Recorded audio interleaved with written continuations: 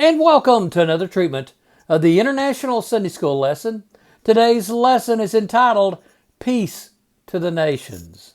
And it's taken from the book of Zechariah, the 9th chapter, verses 9 through 17. And it's for July the 2nd, 2023, summer quarter, lesson number 5. Now, a little background information. Today's lesson, of course, is from the book of Zechariah, which is the 11th of the 12 minor prophets. We have to be a little bit careful about determining who Zechariah is in the Old Testament. There's well over 30 different people named Zechariah in the Old Testament. Now, this particular Zechariah was like Ezekiel. He was a priest as well as a prophet. That's because we know that because of his father. His father is named Edo, and his father was documented as a priest in the book of Ezra. The time period that Zechariah was prophesying was right after the Jews returned from Babylon. Now, the book of Zechariah consists of basically 3 different sections. There is the first section, after a brief prelude, describes visions revealed to the prophet and ends with a symbolical action typifying the completion and glory of the new temple. And the second part comprises an answer to questions that had come up about the observation of feast and comfortable assurance of future happiness of Jerusalem. And then the final portion is the prophet is foretelling the struggle of God's people against the powers of the world, the Messiah's victory, and announces the conversion of Israel, the destruction of the enemies of the theocracy, and the final exaltation of God's kingdom. And today's lesson is taken from that 3rd section of the book of Zechariah. Zechariah 9:9. Rejoice greatly, O daughter of Zion. Shout aloud, O daughter of Jerusalem. Behold, your king is coming to you.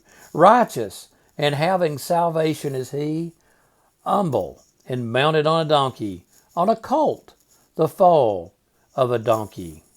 Now, every one of the Gospels make reference to this prophecy, and specifically saying that that prophecy was fulfilled on Palm Sunday. And I just want to read the section from Matthew about that event.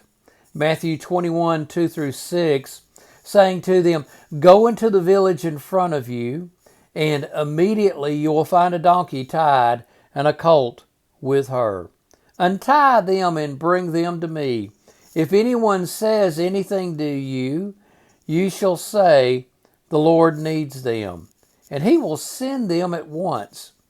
This took place to fulfill what was spoken by the prophet, saying, Say to the daughter of Zion, Behold, your king is coming to you, humble and mounted on a donkey, and on a colt, the foal of a beast of burden.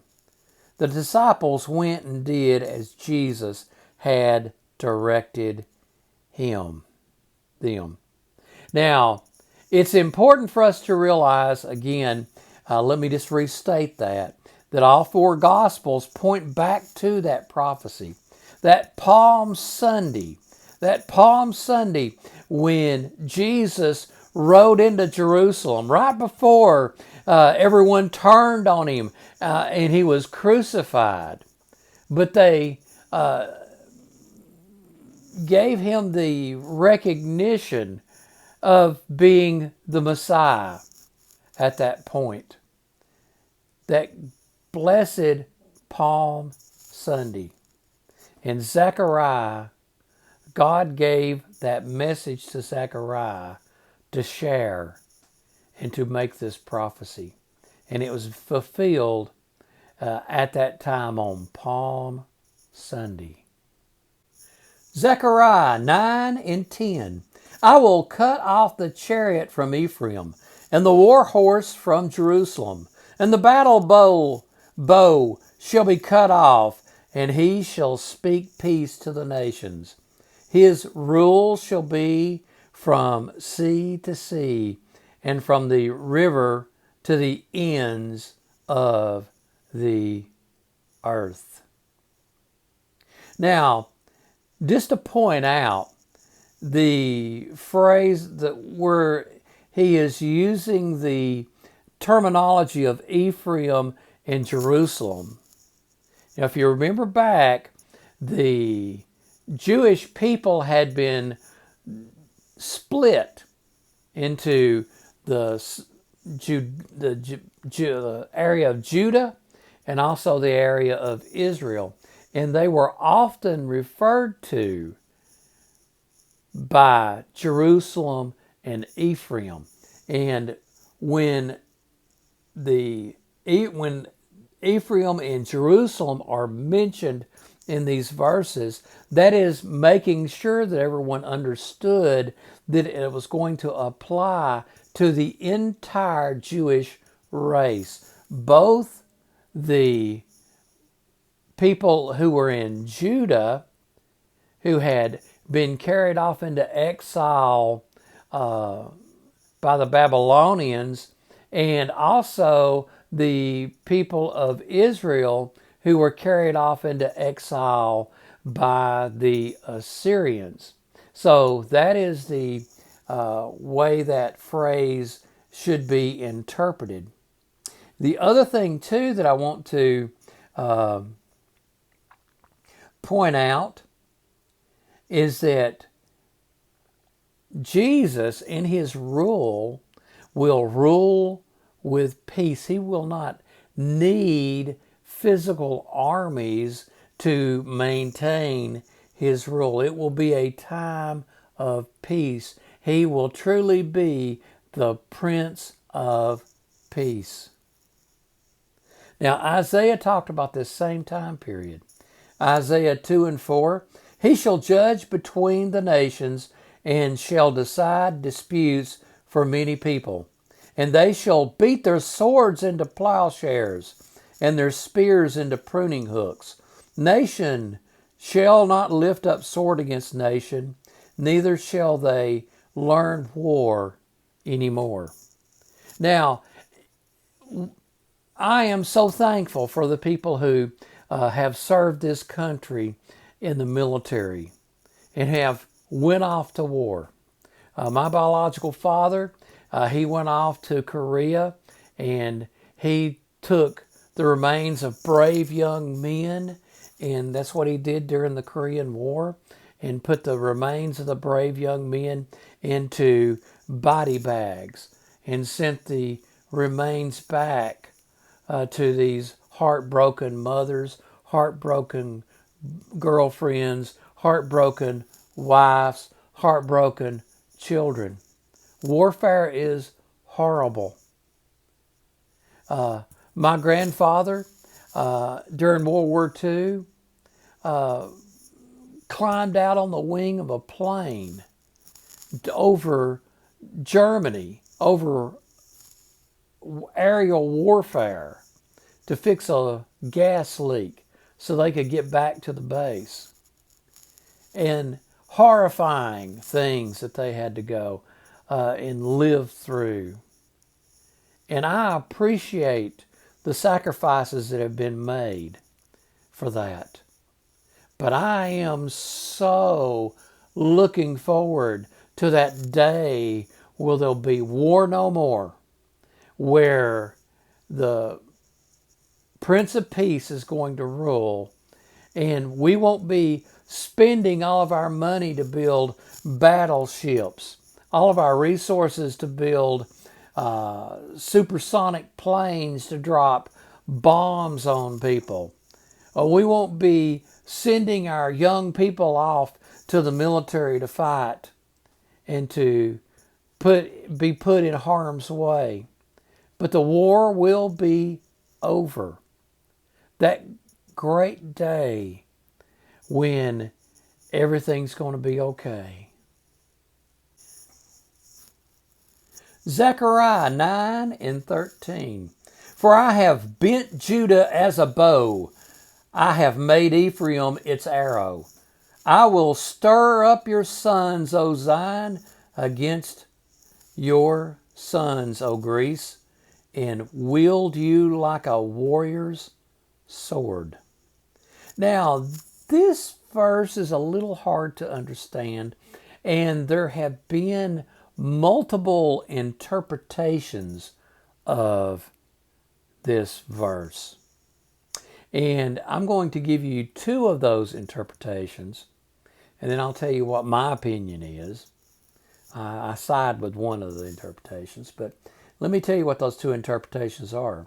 First off, Brother Phineas Dake, in his reference Bible, he says, and I'm just going to go ahead and quote him, this is one of a number of scriptures predicting the revival of the Grecian Empire under Antichrist to fight against Israel in the last days. See, seven-headed beast, ten-horned beast, and 8 mountain kingdoms in Israel. When we read here of the sons of Zion being raised up against the sons of Greece, we are to understand as a reference to the battle of Armageddon, when warriors of the revived Roman Grecian Empire attack. Now, that's one interpretation, that this is referring to the battle of Armageddon in the future. Okay, now here's another interpretation. Brother Dr. John Gill, this is what he says. Persons of the land of Judah, such as the apostles were, and who belonged to Zion, the church of Christ, who were raised up, qualified, and sent forth by him into the Gentile world with weapons of warfare, not carnal, but spiritual, against the Gentiles in general, and the wise men of Greece, as at Athens in particular, to confound some, and to conquer others, and bring them to the obedience of Christ. So in other words, what Dr. John Gill believed is that this is referring to the church and the apostles and the preachers, the Gentile preachers, being sent out to do debate and to argue with the people of with the worldly philosophers of the day. And that's how Dr. John Gill interpreted that. And both of those interpretations, you know, they have their strong points and their reasonableness. My problem with Dr. John Gill is that I find it a little too close to that replacement theology that teaches that the Gentile church replaced Jewish people in the promises in the Old Testament. And I find that to be very troubling. And the reason why I find it very troubling is that it's been often misused by white supremacists and anti-Semites. And so that's one of the reasons why I'm really hesitant of Dr. John Gill's interpretation of that. I do, however, prefer Brother Dake's interpretation of that, to where it's talking about and the battle of Armageddon, where the people of God will be fighting the servants of Satan at that great battle, and then the Lord comes back and at the end of it to settle it all. And that's my interpretation. But it's like I've said about some other things. I won't argue with you one way or the other, because both of them have got some strong points about them. Just like I said about the belief that this verse is talking about the Christian church doing battle with the Grecian philosophers. I just want you to be warned. Don't get tied up into that replacement theology, because it has a very dark side to it that you have to be careful about. Okay? Now, Zechariah 9:16 and 17. On that day, the Lord their God will save them as the flock of his people. For like the jewels of a crown, they shall shine in his hand. For how great is his goodness, and how great his beauty. Grain shall make the young men flourish, and new wine the young women. So we see here how Zechariah is talking about, in the end, the people of God win. And that's because of God's goodness. Ain't you thankful for the goodness and greatness of God? The book of Psalms in Psalms 31 and 19 says, "Oh, how abundant is your goodness, which you have stored up for those who fear you and work for those who take refuge in you, in the sight of the children of mankind." How abundant is God's goodness. He looks out after us, and he's got a plan that goes all through eternity of his goodness toward us. And ain't you thankful? Amen. Now I want to leave you with a couple of concluding thoughts. First off, and this is the most important concluding thought, is that no matter how rough things are, God has a plan. And things are going to be all right. I love that old gospel song. In fact, I've told my children I want it sung at my funeral, of "It's all right. It's all right. I will never fear the night." And ain't you thankful that God's got that plan and everything's going to be okay? The important thing is hang in there. Keep on the firing line. Keep pressing on toward the mark of the high calling. God gives you a thing to do. Be doing it. Work toward the goal that God's given you, because he has a plan, and victory is just right around the corner.